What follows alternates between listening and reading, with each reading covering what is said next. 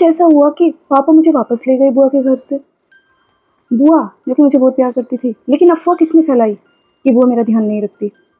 और फिर ऐसा कुछ क्या हुआ कि वापस मम्मी ने मुझे फिर से भेज दिया बुआ के घर। सहेली, साथी, दोस्त, जो भी आप मुझे समझे, आप लोगों का सबका स्वागत है आपके अपने YouTube channel books and babies पर, जहाँ पर आज के दिन मैं अपनी कहानी बताती हूँ। पिछली कहानी अगर आप लोगों ने मेरी देखी होगी तो मैंने बताया था कि हम लोगों ने दिवाली सेलिब्रेट की, नए गन्ने खाए, अपने स्कूल को सजाया, घर में सजावट की, गोवर्धन बनाया, नई नई चीज़ें सीखी। लेकिन आज की कहानी थोड़ी सी उससे अलग है। कुछ ऐसी सीख आज की कहानी में आपको मिलेगी कि जो लाइफ में इंसान को हर किसी को याद रखनी चाहिए। चलिए तो मैं आज आपको अपनी कहानी बताती हूँ। हुआ क्या कि दिवाली थी, तो दिवाली पर पापा वैसे तो यूजली दिल्ली में ही जॉब उस वक्त करते थे, तो लेकिन दिवाली पर क्या होता है कि छुट्टियाँ मिल जाती हैं, तो कुछ दिन घर के लिए आए हुए थे पापा।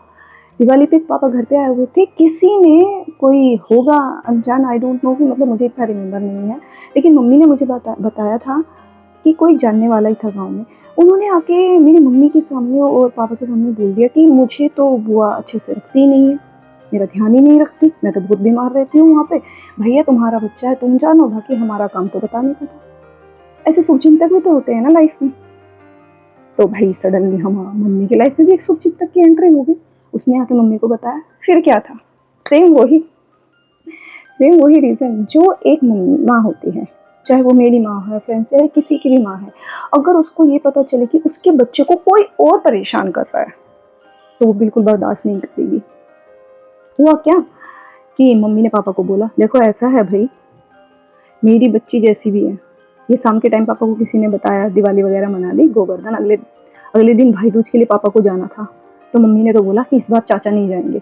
ज़्यादातर चाचा ही जाते थे, बिकॉज चाचा वहीं पे रहते थे और पापा जॉब करने और ताऊ जी भी जॉब करने दिल्ली में आ जाते थे। तो जितना भी ये बुआ जी के यहाँ पे जाने का जो होता है ना कि सगन वगैरह लेकर जाना होता है, तो वो सारा काम चाचा जी करते थे हमारे यहाँ पे। लेकिन उस दिन मम्मी पूरी रात ना सोए और ना पापा को सोने दे। अब नींद कहाँ, अगर किसी माँ को ये पता चल जाए कि तुम्हारा बच्चा वहाँ तकलीफ में है, परेशानी में है, उसे कोई परेशानी हो रखी है, ऊपर से बहुत टाइम से तुमने देखा ना हो उसे, तो तुम इमेजिन करो कि एक माँ क्या सोच सकती है। उस दिन खाना खाने बनाते वक्त भी मम्मी के दिमाग में यही, कुछ काम करते वक्त भी यही, शाम को फिर पापा को सोने को ही दे रही है मम्मी तो बैठ गई। पहले क्या होता था फ्रेंड्स कि जो वुमन होती थी वो हस्बैंड के भी पैर वगैरह दबाया करती थी, मम्मी बताती है पापा के दबाती थी वो। उस ज़माने में ये आम था, हर घर में सास के पैर दबाना, हस्बैंड के पैर दबाना। देखिए मैं इसे ये भी नहीं कहूँगी कि ये रूढ़िवादी था, ये अपनी सोच होती है। कुछ लोग आज इसे रूढ़िवादी बोले, कुछ लोग इसको ये बोलते हैं कि इससे पैरों का छूने से अच्छा होता है क्योंकि लक्ष्मी माता भी विष्णु जी की दबाती है। तो सबकी अपनी श्रद्धा है, देखिए किसी को दबा सकते हैं फ्रेंड्स तो दबा दीजिए। और मैं तो ये कहती हूँ कि तुम चाहे दबाओ नहीं, लेकिन छूने में तो कुछ नहीं जाता किसी का। तुम जिसकी रिस्पेक्ट करते हो उसके पैर छूने में कुछ नहीं जाता, चाहे वो हस्बैंड है, चाहे वो सास है, या कोई भी है। लेकिन सबकी अपनी सोच है, किसी पर ज़बरदस्ती नहीं थूक सकते। तो मम्मी तो लगी हुई है, पैर दबा रही है, मम्मी तो बैठ गई उनके सिरहाने पे, पापा चारपाई पे लेटे हैं। मम्मी को सोने को ही दे रही है पापा को, कल उसे लेकर आओ, भाई दूज पे आप ही जाओगे, मेरी बेटी को मेरे पास ही लेकर आओ, जैसे सो हो जाती है। भैया पापा ने सोचा चलो भाई लेकर तो आना पड़ेगा, क्योंकि फिर पापा को तो छुट्टियां खत्म होने के बाद दिल्ली आना है और वहाँ पे फिर लेने कौन जाएगा, क्योंकि पहले फीमेल अकेली इतना ट्रैवल नहीं करती थी। मतलब मेरी मम्मी एजुकेटेड हैं, वो जा सकती थी, बट क्या होता था कि ज़्यादातर आने जाने का काम या तो आदमी ही करते थे, या फिर अगर आदमी के साथ कोई फीमेल जाती थी। अकेले इतना जितना आजकल फ्रीडम है और जितनी आजकल सब कुछ है, सोच भी बदल गई है लोगों की, और मैं चाहती हूँ कि ये अच्छा भी है। ऐसा कोई ज़बरदस्ती नहीं है कि किसी के साथ ही जाए, मैं खुद अकेली बहुत जगह जाती हूँ। तो पापा ने तो सुबह ही भैया आज कर लिया अपना बंदोबस्त कि आज तो जाना ही है भाई दूज की। तो दादी ने खेल बतासे, हमारे यहाँ खेल बतासे, उसमें वो अलग अलग से खिलौने आते हैं जिसमें हाथी का शेप होता है और अलग से कोई अलग अलग हाथी ऊँट बने होते हैं, वो खिलौने लेके पापा चलती है बुआ जी के यहाँ पे। पापा आ गए हमारे यहाँ पे, तो पापा को देख के मुझे भी खुशी हुई, खेल रही थी मैं, पापा को देखते तुरंत ऊपर आ गई। पापा कह रहे बढ़िया, मैंने कहा और क्या, कितना मज़ेदार।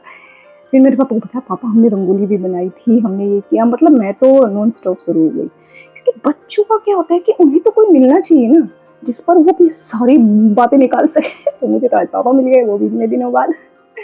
तो मैं तो अपनी पूरी स्कूल की डेकोरेशन बता रही हूँ, मैं अपनी ग्रीटिंग्स दिखा रही हूँ, पापा मुझे ये ग्रीटिंग्स मिले। पापा बहुत खुश हो रहे, पापा मुझे देख रहे, तो पापा ने मतलब मुझे बिठाया अपने पास। पापा कह रहे बेटा खुश है? मैंने कहा पापा जी मस्त, मैं तो बिल्कुल एकदम अपनी सारी किताबें दिखा। तो पापा ने देखा भाई एजुकेशन अच्छी हो रही है और सबसे बड़ी बात मेरा बच्चा खिला हुआ है, जैसे कहते हैं ना कि एक फूल की तरह खिला हुआ है, बिल्कुल कोई लेजीनेस नहीं, बहुत मुस्कुराता और हेल्दी हो गई थी फ्रेंड्स में। बिकॉज यहाँ पे मैं सबसे छोटी, ऊपर से लाडली, भैया दोनों प्यार करते, फूफा जी करते, बुआ जी करती, और दीदी तो जान ही छिड़कती थी मेरे ऊपर, सारी अच्छी अच्छी चीज़ें खाने। और फिर फिक्र फिक्र किसी चीज़ की नहीं, क्योंकि इंसान को सबसे ज़्यादा चिंता खाती है, मुझे किस चीज़ की फिक्र है? पढ़ मैंने लेना है, फिर मैंने खेल लेना, होमवर्क कर लेना है, खा लेना है, कूद लेना है, बस यही मेरा काम था। तो वो मुझे ध्यान से देख रहे हैं, लेकिन बिकॉज पापा को बोला गया था, तो पापा ने बुआ से बोला कि भाई देखो ऐसा है, मुझे निकलना है। पापा उस दिन सुबह ही आ गए थे कि भाई मुझे निकलना है, मैं आज इसे लेके जाऊंगा। तो वो कहने लगी क्यों? कह रहे भाई इसकी मम्मी ने बोला है कि वहीं रहेगी अब ये। भाई ये सुनना लेने दो, और मेरी बुआ तो परेशान हो गई, भाई बात क्या है बता तो सही। जैसे पुरानी लेडीज बैठ जाती थी, वो धोती पहनती है कॉटन की अभी भी, तो वो बैठ गई, भाई क्या बात है? उन्होंने तो ऐसे माथा पकड़ लिया कि भाई क्या बात है, क्यों लेके जाना है, हुआ क्या है? अच्छा तू ले ये खा पहले। ऐसे ही फ्रेंड्स घी बूरा वगैरह देना आम था कि बूरा में घी मिला के दे रहे हैं, भैया को खिला रहे हैं, गोले से पूजा होती है भाई दूज, तो वो दे रहे हैं। और बुआ ने मेरी भी बांधी, और जो घर में और भतीजे हैं मेरी ताई जी के बेटे, उन सब के लिए भी बुआ ने गोले दिए। हमारे यहाँ पे देखो सबकी जगह अलग रूल होता है, लेकिन हमारे यहाँ पे रूल है कि भाई दूज पे भाई आता है बहन के घर, और रक्षाबंधन पे बहन जाती है भाई के घर। तो पापा का आना था। अब मुझे अब दीदी को भी फिर बुआ ने बोला कि भाई ठीक है, मतलब रोते हुए बुआ ऐसी चली कि भाई उसे भी बताती हूँ ना जाके। तो दीदी अपनी फ्रेंड्स के यहाँ कहीं गई हुई थी, उनका कोई होमवर्क वगैरह ड्राइंग का था, तो उन्होंने बोला कि आज साथ बैठ के करते हैं, क्योंकि त्योहार के खत्म होने के बाद स्कूल में जाना है, तो ये सब दिखाना होगा। तो बुआ ने बोला कि भाई मामा जी आए हुए हैं, तो दीदी बहुत खुश होके आई, क्योंकि दीदी बहुत लाडली थी मेरे पापा की, तो बहुत लाडली हैं अभी भी बहुत लाडली, क्योंकि बड़ी जीतू ने जब बड़ा भांजे या भांजी हो घर में पहली बार बच्चा आता है, तो वो बहुत लाडला होता है। तो मेरी बुआ जी की पहली बच्चा तो वही दीदी ही है, तो वो बहुत लाडली थी, तो वो मामा जी को लेकर पूरी खुश हो गई। तो फिर बुआ परेशान, तो दीदी पूछे कि तुम क्यों ऐसे परेशान हो रही हो भाई, क्या बात हुआ ऐसा? तो बुआ ने मतलब दीदी बुआ ने बताया कि देखो आज सुधा को लेके लेने जाए। तो दीदी तो शांति, दीदी चुप हो गई एकदम, कह रही मामा ऐसा क्या हुआ? मतलब दीदी को तो रोना ही आ गया लिटरली ऐसे आंसू बह रहे, ऐसा क्या हुआ मामा, मेरी से क्या गलती हुई है? ये तो मेरी छोटी बहन, आप इसे क्यों ले जा रहे हो? आप ये पूछो तो सही से, हम मारते नहीं है पीटते नहीं है, मतलब ऐसे कहने लगे कोई बात नहीं, तुम नहीं करते हो, एक बार घूम आती है। क्योंकि इतने दिन हो गए, मतलब पापा को भी समझ में तो आ गया है कि भाई जिसने भी बोला बहुत गलत बोला क्योंकि बच्चा ऐसा दिख ही नहीं रहा। फिर भी पापा मुझे लेके चले गए, वो बहुत उदास। फूफा जी ने कोई खास रिएक्शन नहीं दिखाया। फूफा जी कहने लगे भाई देखो इनकी बच्ची है, ये डिसाइड करेंगे। जिसके आदमी इतने नहीं होते, औरतें ज़्यादा अटैच होती हैं। दुख तो मतलब फूफा जी को भी था, लेकिन उन्होंने ज़्यादा बोला नहीं। अब लेकर आ गए मम्मी को। मम्मी हैंडपम्प से, हमारे वहाँ पे एक हैंडपम्प था पहले, फिर क्या होता है 3-4 घर मिलके एक हैंडपम्प रखते थे, तो मम्मी हैंडपम्प से ऐसे पानी खींच रही थी। पापा मुझे लेके गए, मम्मी ने देखा मुझे, और दीदी ने मुझे इतना सुंदर फिरोक पहनाया, मेरी 2 चोटियाँ बनाई, मुझे प्यारी प्यारी चूड़ियाँ पहनाई, और काजल का टीका लगाया, नीचे पहनाई मुझे पैरों में, और मैं तो इतनी अच्छी लग रही हूँ। मम्मी ने मुझे देखा, मम्मी कह रही हाय राम, मम्मी ने सीधा ऐसे बोला हाय राम, नाच जाए उस इंसान का उस बदतमीज का, उसकी जबान जले, कितना झूठ बोला मुझसे, कितनी प्यारी मेरी बच्ची लग रही है। मम्मी तो मुझे देख के बैठ गई, लेके बैठ गई। मतलब जो मेरी दोनों बहन थी वहाँ पे इतना केयर, तो मम्मी कह रही कि मैं भी इनका नहीं रख पा रही हूँ। बिकॉज मम्मी को फ्रेंड्स मैंने बताया था पहले एपिसोड्स में आप लोगों को कि खेत में भी जाना होता था, खेत का भी काम होता था, तो घर का तो इतना ध्यान सबका रख पाना पॉसिबल नहीं था। लेकिन दीदी को हमारी बुआ जी के यहाँ पे औरतों को खेत में जाने का इतना होता नहीं है, औरतें घर पे रहती, तो दीदी बहुत ध्यान रखती थी मेरा। और मम्मी तो बैठ गई, इतनी अच्छी लग रही है, इतनी मजबूत, मतलब अच्छी खासी हेल्दी हो रखी हूँ, और उसका बदतमीज का ये हो जाए वो हो जाए, उसने तो कितना झूठ बोला मुझसे। मम्मी कह रही कि कल की कल इसको वापस छोड़ के आओ। पापा कह रहे भैया तेरा कल की कल रहता है, कल की कल लेकर आओ और कल की कल छोड़ कर आओ। पापा गुस्सा है, कह रहे ऐसा है मैं नहीं जाऊँगा, अब इसको छोड़ने मेरे चाचा जी जाएंगे। चाची कह रहे भैया हम चले जाएंगे, लेकिन मतलब चाचा कह रहे पहले पूछ तो लेता। चाचा ने ये बोला कि पहले पूछ तो लेते कैसी है, तो लेकिन फ्रेंड्स उस वक्त मोबाइल तो देखो होते नहीं थे, और मेरे पापा और मेरे फूफा जी के यहाँ किसी के यहाँ वो लैंडलाइन फ़ोन भी नहीं होते थे, और चिट्ठियाँ अगर किसी को भेज के पूछे कि भाई कैसा, तो वो तो जाने में ही कई दिन लगते थे और आने में ही कई दिन। तो ऐसा कोई साधन था नहीं, किसी जैसे उन्होंने आके बताया कि वो ठीक है, अगर ऐसे कोई आके बता दे कि वो ठीक नहीं है, तो इस पर डिपेंड होता था। अब आज तो 2 मिनट में कॉल करके आप पूछ सकते हो कि भाई कैसे, उस वक्त ये फैसिलिटीज़ नहीं थी। तो फ्रेंड्स, अब क्या था कि सारे जो मेरे दोस्त यहाँ पे पहले दोस्त मैंने जिनके साथ में खेलती, तो वो सारे एक्साइटेड कि भाई सुधा आई है। ताऊ जी के बच्चे भी एक्साइटेड, कह रहे कि चलो आज शाम को खेलें। तो फिर हमने धमाचौकड़ी मचा दी। सबसे पहला अटैक हमारा हमला हुआ दादी की दवाई पर। दादी की आँख की दवाई आती थी, ऐसी छोटी छोटी शीशी होती थी और उस पर एक छोटी सी कैप होती है, और फ्रेंड्स उसमें ना ऐसे छोटा सा एक निकला होता है निप्पल सा, जिससे आंखों में ऐसे दवाई डालने वाली होती थी। हम क्या करते थे, दादी की सारी दवाई को तो ऐसे खेल लेते थे, बच्चे थे समझ तो होती नहीं थी, मम्मी वगैरह खेतों में रहती थी और हम क्या जानते। फिर स्कूल से आने के बाद दादी की शीशी उठाते थे, उसकी ऐसी पिचकारी बना लेते थे, एक दूसरे के ऊपर डालते थे। जब दवाई खत्म हो जाती थी तो फिर पानी से डालते थे। तो वही शैतानियाँ शुरू। वो जी कि यहाँ पे तो ऐसा कोई आंख वाली दवाई या किसी की चली हुई नहीं थी जिसको मैं गिरा सकूं। अब पुराने दोस्त वही कहते हैं ना कि पुराना गैंग मिल गया आज तो मुझे अपना। भैया हमने दवाई की शीशी ऐसे मारे जा रहे हैं, एक दूसरे की पिचकारी खेल रहे। शाम को दादी आई, दादी करी भाई, दादी ने ताई जी को बोला कि मेरी आंख में दवाई डाल दो। ताई जी ने डाल करी। दादी कह रही क्योंकि कुछ दवाइयाँ जब हम आंखों में डालते हैं उसका इफेक्ट होता है, वो थोड़ी चरचरी सी लगती है कि कुछ आंख में डाला है। तो दादी कह रही इससे तो कुछ पता ही नहीं चल रहा, क्या ऐसी दवाई है ये, का कोई असर ही नहीं होगा। वो असर कैसे, वो फ्रेंड्स तो पानी था, क्योंकि हम स्मार्ट भी तो बहुत थे ना। अब इतनी अकल तो पहले भी रखते थे ना कि दवाई खत्म हो गई तो पानी भर कर रख दो। तो ताई जी ने खोल के देखा, ताई जी दवाई डालती थी दादी को, तो उन्हें पता था कि जो आंखों की दवाई थी वो थोड़ी हल्की चिपचिप होती थी, तो नॉर्मल वाटर है। ताई जी समझ गई भैया इन शैतान बच्चों के काम है। दादी लगी हमें फटकारने। इन्होंने शर्म नहीं है, पूरे घर को आफत में मचा रखा है, ये करवा वो करवा। फिर दादी ने बोला कि नहीं नहीं शीशी लेके आओगे। ताई जी ने बोला भाई हाँ सुबह मंगाते हैं फिर आपकी दवाई। अब शाम को हम खेल रहे हैं, शाम के टाइम पे इधर मम्मी वगैरह रोटी बना रही है, उधर दूसरे।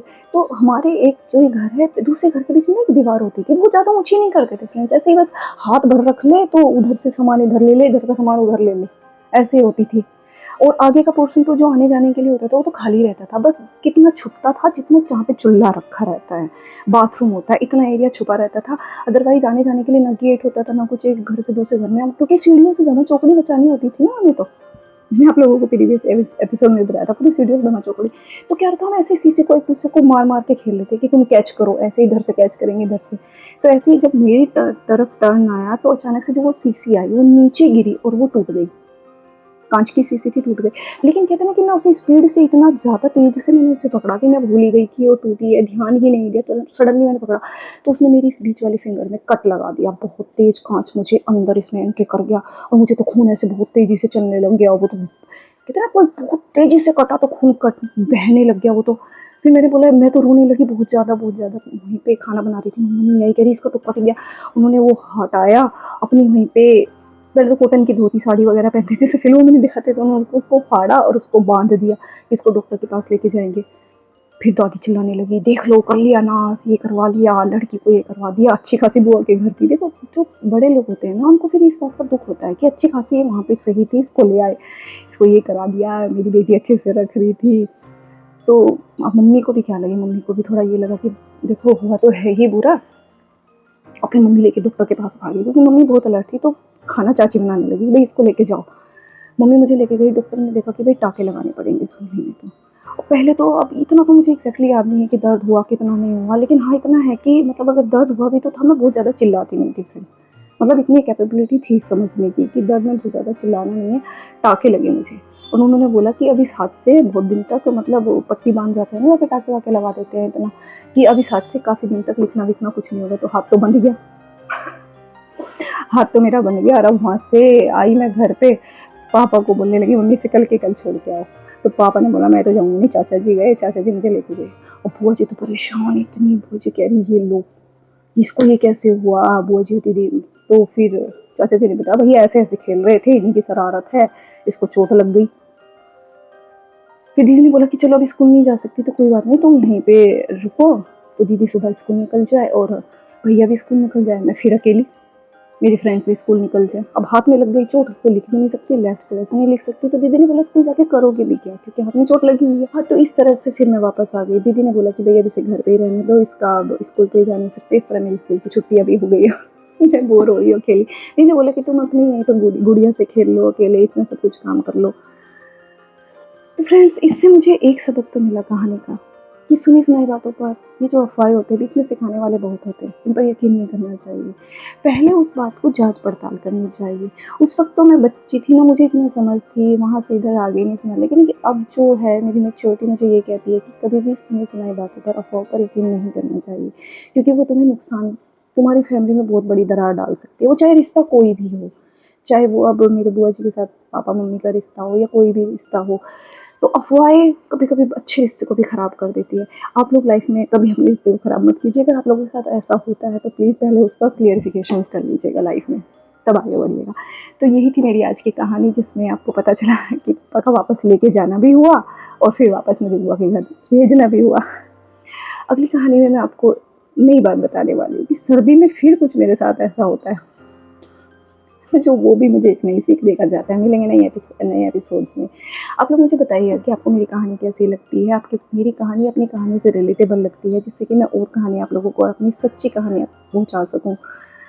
मुझे इससे मोटिवेशन मिलता है।